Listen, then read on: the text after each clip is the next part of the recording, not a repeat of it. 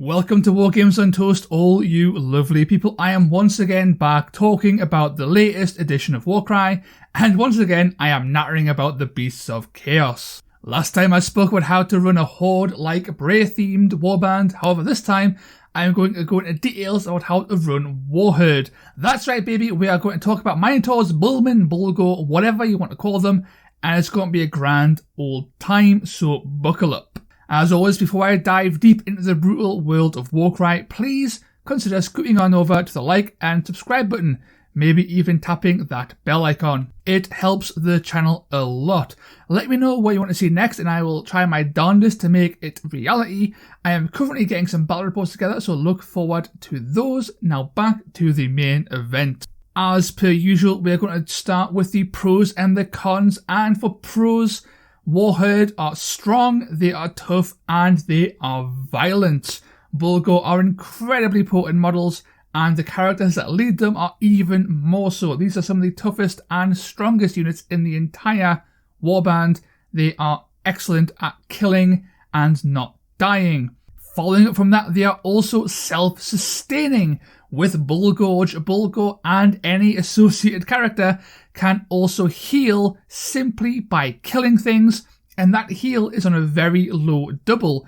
So, you know, it isn't like Dragon Ogres where you need a spicy quad. This is just a double and you can spam this out as much as you want. And finally, Warherd and Bulgo are fast. Like every single model in the Beasts of Chaos list, they have a minimum movement of 5. With Rush, this goes up to 6, making them very, very fast, and with access to certain abilities, like raise on heroes and characters, they can actually move even further. But for the cons, Warhead tend to have a low model count. Bulgo and their characters are very expensive, so you're going to find yourself running at most, let's say 7-8 models, depending on how much chaff you want to run, and it could go down as low as 4 or 5. So, you know, Warherd are quite expensive. And of course, they are very dice heavy. Of course, they can self-sustain, and yes, they have a very high number of wounds, but they can and will die, so you want to be pumping a lot of dice into them to keep them alive with Blood Gorge, or getting that +1 attack profile, or ring the quad to get the extra attack and move. There's a lot you can do here, but it all requires dice, and you only get a certain amount of dice per turn, and if the dice gods don't go your way, you might not have enough dice to really do what you want to do, which is a shame. And finally, Warcry is not all about killing. Bulgo are very good at killing things, but killing things isn't necessarily the way to go. Sure, killing things can make achieving your objectives easier, but these aren't Dragon Ogres. They're not as fast as Dragon Ogres, they don't have bases as large as Dragon Ogres, and their threat range simply isn't as high. So you don't have the same presence, and since your model count's so low, you don't have the battlefield control either. So the one thing you're excellent at isn't necessarily going to win you the game. So it's quite the con. So for key units, Warherd and Bulgo lists want to run either a Doombull or a Bloodkine as their leader.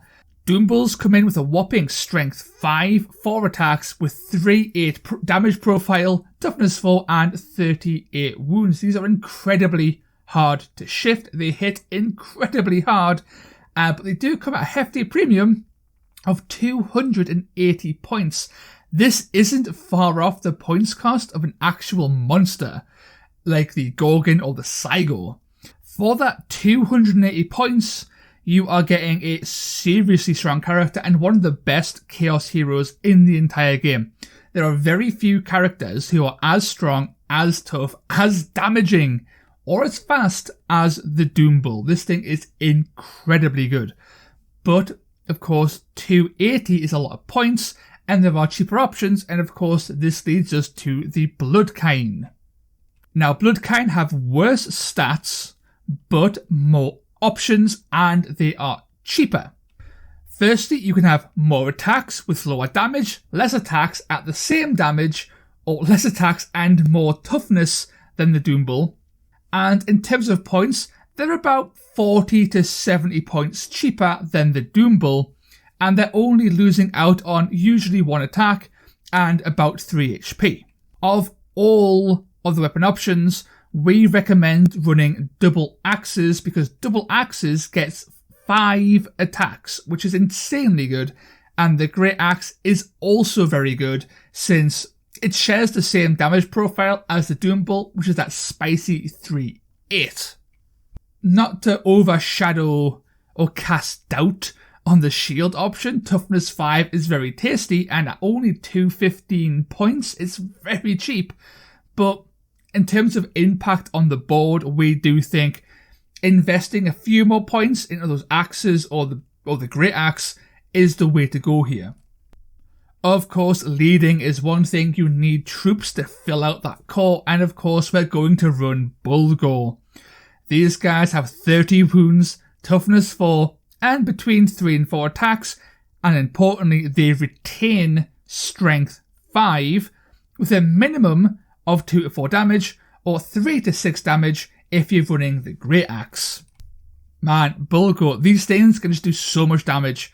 They have plenty of attacks, they hit hard, and their damage is just beautiful. And they're hard to shift. 30 wounds T4 is amazingly hard to shift, and it's going to take something quite hefty or a lot of really small things to really take it down. And remember, these guys can heal. They can heal with Blood Gorge, and they can kill just about anything to proc it. They are beautiful.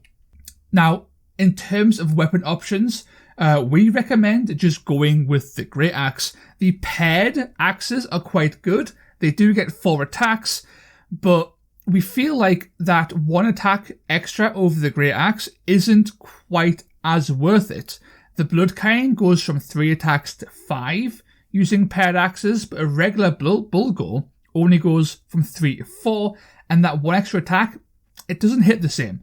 So the Great Axes are still fantastic. They are 3/6 damage, which is excellent, and they only cost 195 points, so they can crack open just about anything, and you can take a fair few in a list and do very well.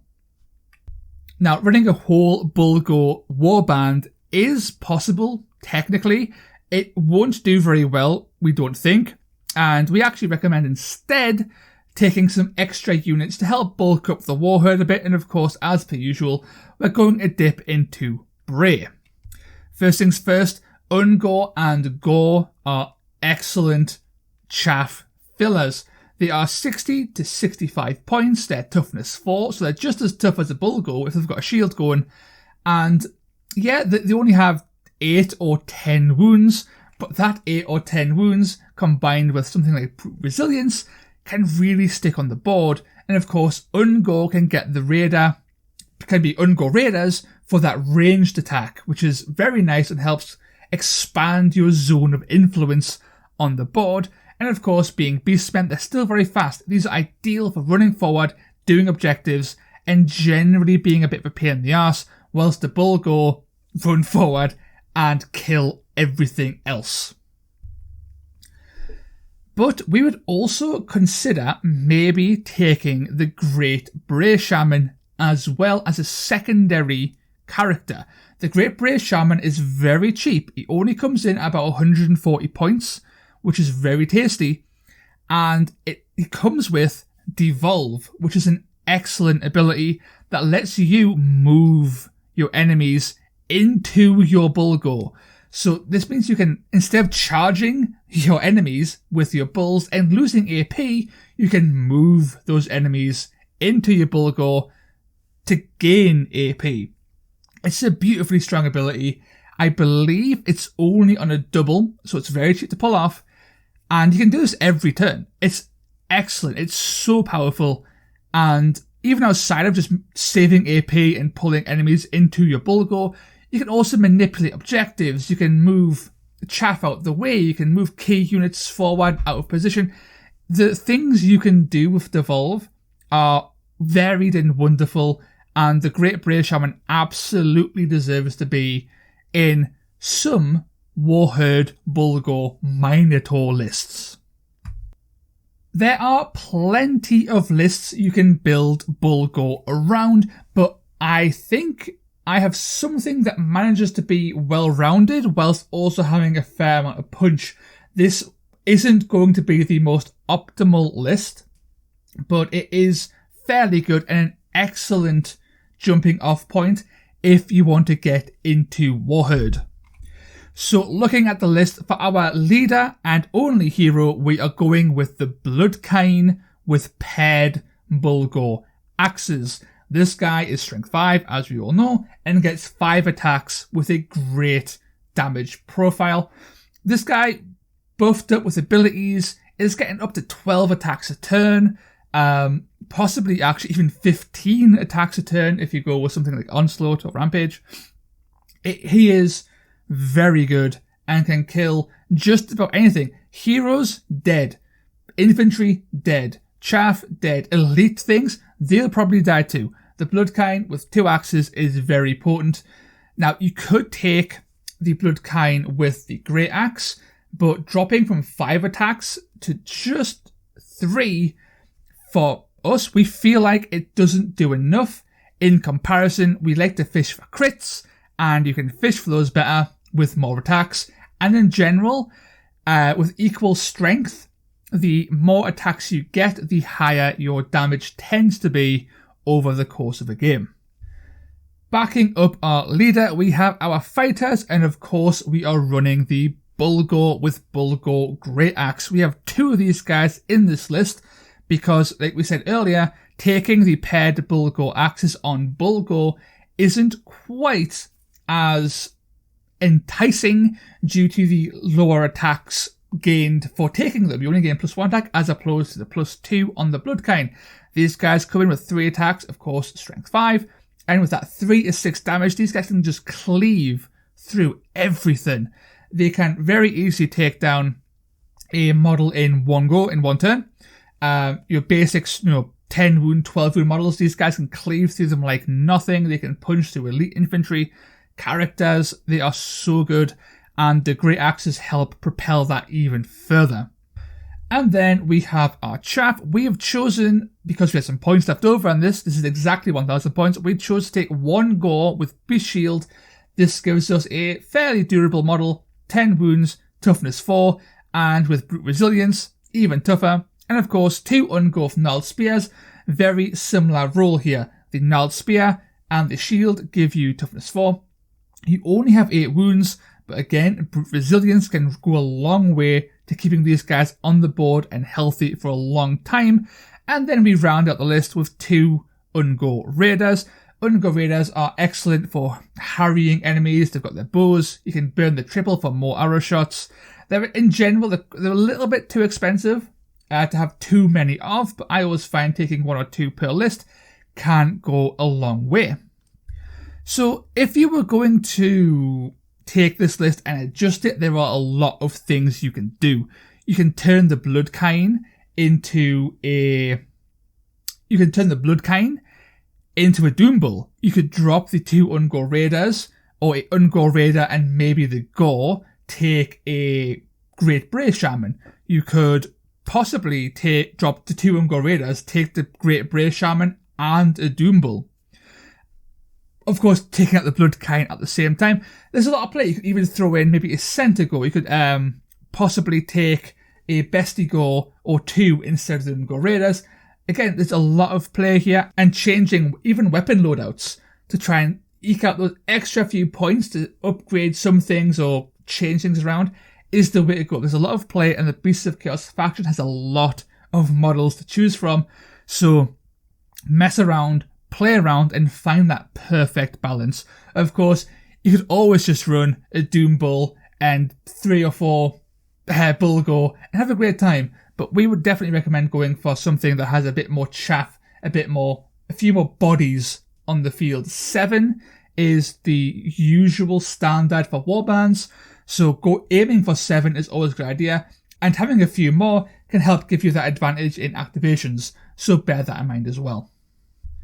And that's it. If you made it this far, then you are fit to lead the herd. Warherd is a fun theme to work around, and when you work with it, you can come out with some seriously fun warbands. Bulgur are brutal on the battlefield. so get drenched in gore and have a great time. If I wasn't such a sucker for Dragon Ogres, I would absolutely be knee deep in Bolt Gore. Heck, I might even change my ways and do just that in my next few games. And before I sign off, please consider dropping a like, a sub, a comment, and slapping that bell icon. It means a lot and really helps the channel grow. Until next time, you absolute legends, I have been Toast from Wargames on Toast. Catch you later.